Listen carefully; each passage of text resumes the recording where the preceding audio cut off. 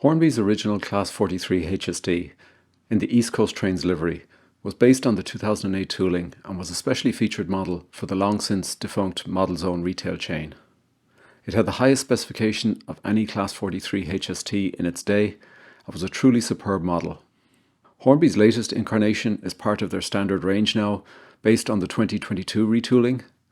So how does it compare to its older brother, and does it warrant the title of the best 00 gauge Class 43 HST yet? It's time to take a closer look.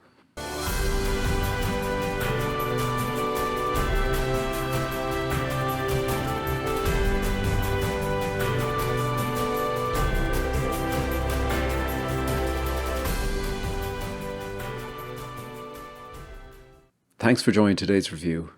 We'll kick off with the usual unboxing, followed by our close-up and 360 views, which will include a comparison with the original model.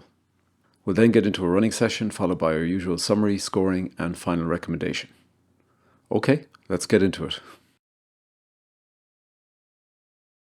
Okay, we're going to do the unboxing for this HST set and the East Coast livery. The East Coast HST is a revisit for me because I had previously reviewed the special. There was a special edition of this for the Modelzone. The now long defunct Modelzone had a special edition in this livery, and I did do a review of that. It had things like operating fans, etc. And actually that's a model I blew a TTS decoder on as per a recent video. So let's open this guy. And I mean, this is the standard packaging that you'd expect for... They haven't retooled the packaging. If they've retooled the model itself. Okay, so let's get this guy out of the box. And it's all as you would expect it to be. And the sheet here comes, interestingly enough, it comes with a kind of a glossy sheet of paper. It's kind of shining a bit there in the camera, so that's just kind of a slightly higher quality than you normally get, so that's probably no harm. Decoder fitting, it's got some detailing there. 21-pin decoder, of course, on this particular model. So what's going to interest me is the space for the speaker, and that looks kind of small. If it's I tended to use iPhone speakers on these in the past with the TTS decoders, and that's kind of worked well. So it will be interesting to see. There is a profile for these with the HM7000 or TXS decoders, so that's actually what I'm going to run these with. It'll be my first experience of running Class 43 on those decoders. Okay, so let's open up the main box. Turn around. And I'll say this is kind of familiar territory for me because I did have one of these sets before, the pre-retooled versions of these sets. So let's just take this guy out, push him out. And I do kind of like the shiny livery on these, that kind of grey, silvery livery. So this does look good. It does look like a nice model. I am a fan of the Class 43s in general, and if you've pretty well covered a lot of them on the channel in the past. So this does look pretty good. The grating there and the detail inside looks good. Overall, the livery looks pretty clean. There's a little bit of fuzziness on it maybe, but we'll see that in the close-ups. Separately fitted wipers, of course. Separately fitted door handles. There's been some retooling around the rear of these and to make them look a bit more prototypical, and I can kind of see that. It does look good, and we've got the kinematic coupler at the back there. So we'll see how that works. We've got a nice kind of gangway area at the back as well with some glazing, some lettering, etc. Overall, it's a nice looking finish, and you've got fans up here as well. I don't think they're operating in this. I certainly doubt it. I kind of nearly hope they don't. So they're there. So we will be opening this up because we'll need to put in the sound. So we'll do that later. But overall, just in the hand, the typical weight. I expect these probably weigh pretty well the same weight as previous Class 43s. So I expect that's the case. No reason to believe it's going to be any different. And similarly, the weight of the dummy car is kind of suitably light as well. So and this looks pretty nice. Actually, I like the little effect there in the door of having the kind of center bar on the door there, which is nice. So these are as good as or better than the previous versions, or previous version that I reviewed. So I'm pleased with them. They look like. I say we didn't have the kinematic coupler before, but I'm looking forward to getting these on the track actually and hooking them up with the coaches. So far so good. Out of box, it looks pretty good. There's not much of a detailing kit. It's very basic. And there's actually no coupler options, which is kind of strange. There's just the standard tension locks on these. Not exactly my favorite. I'm not a fan of the tension locks. Now you had the wide ones on the older versions, and you couldn't swap them out. They were fixed. So at least this guy can swap this out. So I'd like to maybe put a magnetic coupler in there. Okay, so this actually looks perfectly fine. We'll do the close-up views, and I'm looking forward, as I say, to get this onto the track. It does. These are a nice locomotive, and I am a fan. Okay, before we get into the close-up view, we're going to take a quick look at the model under the hood. So this is the out-of-box model, which is DCC ready. So you've got the 21-pin sockets on both the power car and the dummy car, and they've got a dummy connector there for the DCC just to connect through all the elements so the lights work, etc. on your DC. You can see the little blue potentiometer there. That's used to control the fan speed. So just use a small little screwdriver and you can adjust that, and you can tweak up the fan speed or reduce it as required. Obviously, if you increase it, you will increase your current draw on the unit. So that's how it looks like. The other two things to kind of point out, I guess, from here is that on the power car, your size of space for a speaker is quite limited. It's at the rear end of the model there. We'll see that when we go to the next shot. You have more space on the dummy car because you've got all that space that's underneath the control PCB. So there's a whole load of blank space underneath there, and that's actually where I put my speaker on the dummy car. And there is actually more space at the rear as well, because you don't have the kind of the drive element on the rear bogie or anything like that to deal with. Okay, so let's take a look at the view with the decoders installed. So we've got 21-pin TXS decoders installed in both, and you can see the speaker at the rear on the power car, and that's just the out-of-box standard speaker, just using a suitable cavity that will fit at the rear like that. So that's what that is. I don't have a power pack installed, so there would be room there, you can see, for a power pack if I needed to install one, but I didn't initially, just to see how it performs without a power pack. And then on the dummy car, you can't see the speaker because it's actually located in under the controller board, and that obviously gives you a bit more flexibility in terms of what speaker you use or what sort of cavity you use for the speaker. Now, I think you could probably argue that you want to have the exact same cavity and the exact same location of the speaker for kind of authenticity. So the only issue I have with that is that you can see the speaker housing and the wire coming from it through the window on that rear door. And that's the reason I relocated it on the dummy car. I could have probably taped down the wire on the power car, so that's something you could do just to get that wire so it's not visible through the window.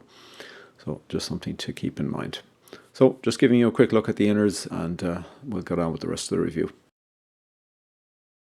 Okay, let's get into our close-up views. So we'll start with a view at the rear end, which is where some of the changes took place. You can see the different coupling arrangement there, and we've got a kinematic coupler at the very rear, but that door really hasn't changed, and we'll get back to that later in the video.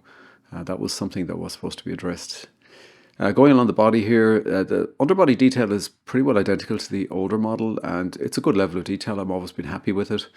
That grille there is painted now. That wasn't the case on the older model, and we'll see that when we do the comparison, and I think it looks quite good. And overall, I think the overall livery application, the roof, all look pretty good to me. Those doors don't open anymore, and really that's not a problem for me. And you can see the nice grey on the wheels there as well underneath, so that's a nice little bit of added detail. So overall, a very nice looking model, and I've always been a fan of this particular livery. So get into the 360 view now. We've got both cars here that we can see, and we get a slightly better look at the roof. And again, that roof looks pretty good, pretty decent. And we've got the side grills again, as we saw before. And I'll say those rear doors, unfortunately.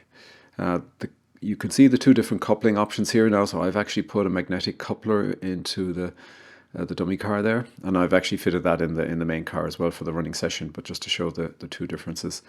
And this is really one of the big benefits of this particular model, is that you can close couple and you can use these magnetic couplers, and it really does improve the look of your train at the end of the day. So I think that's one of the major enhancements. So overall, it is a very nice, attractive livery, and it's well rendered here. It does give you a very good look at the model. And to be honest, this model is very similar in general to its 2008 predecessor, but there are some differences, and we'll get into those now. Okay, so top here we have the 2022 tooling, and on the bottom we've got the 2008. And I think if you look at the rear door there, it doesn't appear to really have changed. It still looks a little bit too wide to me. Versus the prototype, and we'll look at that later on. Roof is effectively identical. The underbody is more or less identical, just some slight little bit of extra detail in the rear there with the coupler. And you can see the underbody detail really is much the same. The difference on the venting there, you can see the differences. One is painted and the other is just a plain black. The painted version is more prototypical, so that's good. Those doors actually do open on the previous model. They don't on the new one. They kind of opened and could get stuck, and that was always an issue with the HSTs in the past, so I was never a huge fan of that particular feature. I know some people may have liked it, but I don't really miss that particular feature. Again, the wheels are painted on both, so you can see the inner parts of the wheels are on both, and really there isn't a lot to tell in terms of the general look and appearance. Some slightly different labelling across the two models here. They are representing two different locomotive numbers, so there would be some slight differences. But in general, they look very, very similar. So I think the other changes are really under the hood. We'll talk about those a little bit later in terms of the extra features. So now we're doing a comparison versus the prototype. Now again, apologies, I don't have a direct equivalent to 43314. I couldn't get a photo of that would be at the right angle to be able to do any sort of assessment. This is pretty representative, 43149, albeit the livery is obviously very different. But in terms of general outline, you can see that the grille area there is painted again. And looking at that rear door, it does look physically narrower. It bothers me, and I know it bothers some other modelers as well. This was meant to be part of the retooling, that they would address that, and it doesn't seem to me that they have done. Now, I stand to be corrected on that. I've never been able to go and measure the real-life version of these and then do a scaled-down comparison versus the model, so I'm just going by my eyes, so I could be mistaken, but it just looks like that hasn't been resolved, which would strike me as a bit of a missed opportunity, which is unfortunate. But otherwise, this is a nice looking and pretty accurate rendition of a Class 43 HST with a nicely rendered livery in this East Coast livery. So overall, I'm pretty pleased, and this door is the only real kind of item, and I think I can get past it for now. But it would have been nice if they had made this change and kind of addressed this in the retooling. Okay, so now we're going to get into the running session.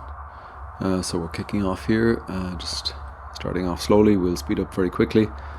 This is a high-speed train after all. And we're running with 8 cars here. Unfortunately, a 9th car hadn't arrived by the time I needed to record this running session. But I think 8 cars is pretty good to get a representative load. We'll speed up pretty quickly. We've got the auto sound functions on, so you'll hear these sounds. If you listen to the full running session, you'll see sounds coming on at different times. As I say, we're speeding up quickly here to get it up to its prototypical speed, which we'll hit in the next few minutes. Now, this is a really smooth runner, and I would put it down as equivalent to its predecessor. Its predecessor was a fantastic runner as well, and I was really pleased with it. Now, there is a slight difference because the predecessor, the fan was driven off the main motor, whereas this one has a separate motor for the fan, which is a nice enhancement actually, and it does avoid that extra drag on the main motor. The maximum speed here is 125 miles per hour, and that's only at 80% power. So that kind of tells you could run this thing up at, I don't know, maybe prototypical 160, 170 miles per hour. And it tells you've got pulling power as well. So I think this is a superb runner, and it's a very enjoyable train to run fast, no doubt about it. I always like running the HSTs fast, and this is the same as all of the other ones. It is a really good runner. No trouble over any of the point work or anything like that. The only thing is it does not have a power pack by default. You have to purchase one to get with your decoder. And that does have a consequence, and I did find it stalled over my InstaFrog express points. It happened twice, and going very slowly. You've got a Bobo type configuration, so you've only got 4 wheels per bogie, so that reduces the sort of connectivity you have to the track, so it makes it a little bit more susceptible to brownouts like that than say a Coco, a 6-wheel type configuration on each bogie. So I think a power pack would be worthwhile. I didn't install one because I wanted to see how it performed without a power pack, because you don't get one by default. So I think it would be worth adding one. I'm running with the TXS decoder obviously as well here. But overall the running performance is equivalent to its predecessor. Okay, let's get into the summary. So we've been looking at the R30099 Class 43 HST train pack in the East Coast Trains livery. Now there are a number of other 2023 liveries here, the LNER red livery, the British Rail blue livery, blue-grey livery, Intercity livery, and that comes with a sound option with TXS decoders built in, and it actually seems to be quite reasonably priced for that. That might be something we'll look at again. And then the East Midlands Trains livery. Comes with a 5-pole skew-on motor. It's got all-wheel drive and all-wheel pickup, which is identical to all of the HSTs since 2008. Runs on minimum radius 2 curves, and it will run actually on radius 1 as well, but the coaches won't. It's got NEM pockets, and it's got a kinematic coupler in the rear, and it does come with a tension lock coupler pre-fitted. It doesn't have any other optional couplers, which is disappointing. I would have liked to see maybe a magnetic coupler out of the box, so I had to purchase that separately, and it doesn't have any other options for couplers out of the box. It comes 21-pin DCC ready. The lighting has got directional lighting, separately controllable cab lighting, and it's got a day-night mode as well. Other features are the rotating fans with adjustable speed via that potentiometer I talked about, and they are driven from a separate motor, which is different from the original version of this model from the Modelzone. In the Modelzone case, that particular model had a belt drive coming off your main motor, and that was prone to various issues. So I think this is a better design and a more robust design, and with the extra adjustable speed control as well. The top scale speed I tested was 125 miles per hour at 80% power with 8 coaches attached, and that was peaking at 410 milliamps, which is a fairly high peak current, but we are talking about 8 coaches, 10 cars in total, including the power car, and at 125 miles per hour scale speed. So that's probably not surprising to see that sort of a current level for that configuration. And I guess the good news here is that there's 20% headroom. So whether you need that headroom to go up an incline, for example, or if you want to go at slightly higher speeds, that too is possible. Unboxed weight in the power car 486 grams and dummy car 196 grams. And then the selling price at the current time, as of September 2023, you'll see them between $299.99 and $362.99, which is the recommended retail price. And I suppose just for the record, I did pick up my unit discounted from Hattons for £270. So I was actually happy enough with that particular price, and I'll talk about the value on the next slide. So my weighted scoring, so running performance, I'm giving it the same as I give the original model. It's a 9 out of 10. It's very, very good. I mean, let's be honest. That main issue is that stalling over the InstaFrog express points, because it doesn't have a power pack out of the box, and you do get that. And as I said, I did see 2 instances of that during the running session. But overall, it is a really good runner, and it is an equivalent, I would say an exact equivalent, pretty well, as close as it can be to its original, the original version based on the 2008 tooling. Appearance and detail, I think it's probably a tiny bit better, so I'm giving it a 9 out of 10. And I think there's a couple of enhancements, and I think in particular, I think the coupling and that ability to close couple makes a huge difference to the look of a HST configuration with the retooled locomotive and also with the retooled coaches, which I'll talk about in a separate review. So I think that's actually a huge difference, and I think it's maybe just a half a point on the scoring here, but I think overall that's actually quite a significant improvement. Extras and variants, obviously there's different liveries that this particular model can come in, and you do get the extra lighting functions, and you do have the rotating fan. There's no fitted driver, which I would always have loved on the HSTs, but Hornby don't do drivers. But overall, extras and variants are pretty good, and the fan is implemented well. Build quality, I'm giving a 9 out of 10. I didn't have any particular issues with it, so I think it's in line with, again, the previous version, and similarly for the documentation and packaging. The packaging is effectively identical to what it used to be, and the documentation is probably a tiny bit better. There's a slightly larger booklet. Price value, the recommended retail price is a 1. At the typical price you might get it from a retailer, which is around $3.25, it's a 3. Now I have produced an updated sort of matrix, value matrix for this model.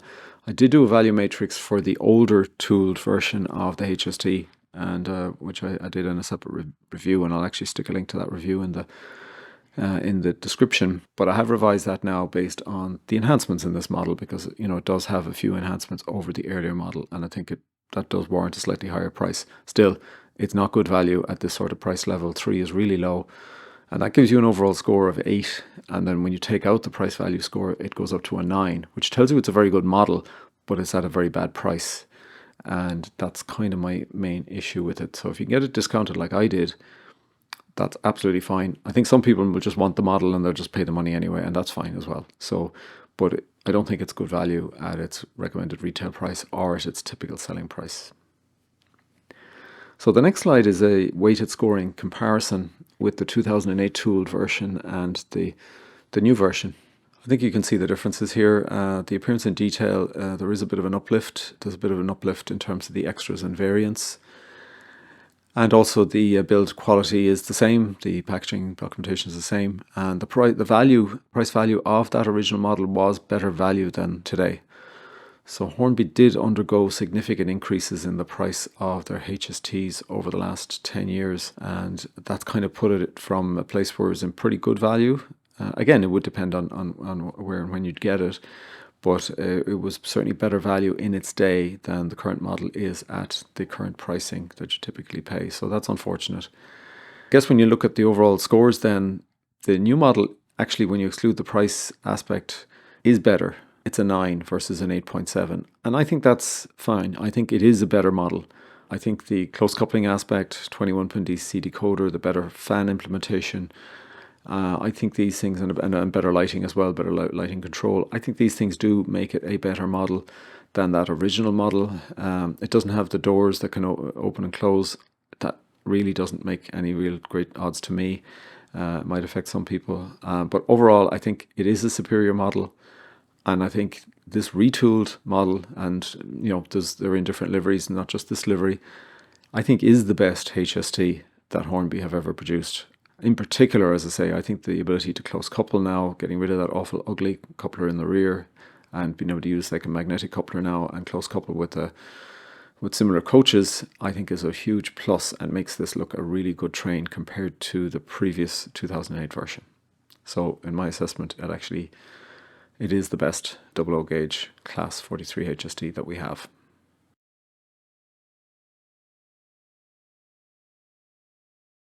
Okay, let's get into the final recommendation.